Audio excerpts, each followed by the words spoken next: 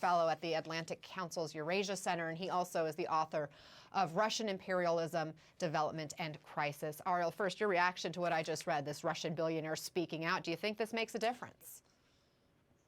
It does, and there's a lot of the echo chamber effect in Russia. Other oligarchs also express their opinions, maybe a little bit more cautiously than Tinkoff, but a lot of people who made their money independently of Putin are horrified with what's going on. And yes, all the data we have now suggests that there are a lot of people in Russia that support Putin. There's also a lot of people who are staunchly against this war, and others who are just afraid to speak up. I mean, he did not mince words here. How risky is it for him to make a statement like this public? Well, it's funny that his bank actually said that they, distance themselves from the founder. It is risky for him. It's risky for his business. But some people in Russia say that they just cannot shut up, seeing the atrocities that the Russian military is committing while prosecuting the most inept war in the living memory for the Russian military. I want to pivot because the G20 finance ministers are meeting today. The Russian finance minister is attending virtually, as I understand it, and Treasury Secretary Janet Yellen, along with finance ministers from other nations, walked out when the Russian delegate began his prepared remarks. You said that is a mistake. Why? Well, in general, abandoning turf to the Russians is a mistake, but demonstratively walking out is fine.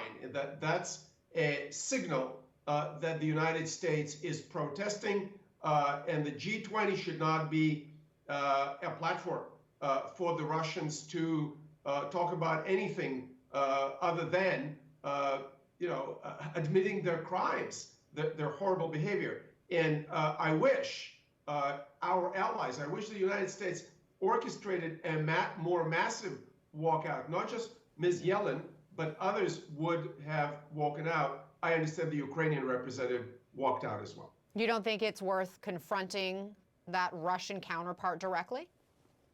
Well, these are finance ministers. Ms. Yellen would not stand up and yell at her Russian counterpart, especially if he's in Moscow talking remotely. But Russia is using its revenue today, its oil and gas revenue. It's selling tons of oil and gas to Europe, to China, to India, and they're financing their bloody war in Ukraine through that oil revenue. So that is a financial issue. And we've definitely been talking about all the sanctions and whether they could be as impactful if other countries are still getting that energy supply from Russia. We are told here in the U.S. additional sanctions may be coming against Russia. My big question is, how has the U.S., how has the West not maxed out sanctions at this point? Why hasn't the full hammer come down yet? The tragedy is that Europe dug itself in. It dug its own hole, and now it's stuck in it. And the hole is strategic dependence on Russian oil and gas, especially gas, and especially Germany. And they knew what's coming. They were shutting down their nuclear reactors. They were phasing out coal. I totally understand why you want to phase out coal, but they cannot rely on the renewables just yet. The technology is just not there yet. So they needed to diversify away from the Russian gas and not get this strategic dependence on the throat that now Putin is playing to his advantage.